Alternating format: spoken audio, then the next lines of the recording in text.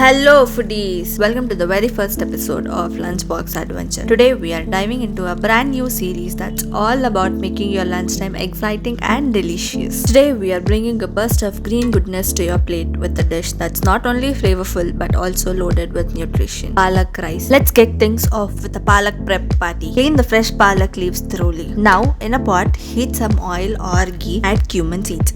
Let them sizzle and release their aroma. Now add bay leaves, cloves, cinnamon and saute them for 2 to 3 minutes. Then add in chopped chili, palak, salt and saute them for 3 to 4 minutes until the palak shrinks. Then season it with some pepper and give it a good mix. Add in the cooked rice, give it a good stir. Ensure every grain of rice is coated in this flavorful goodness.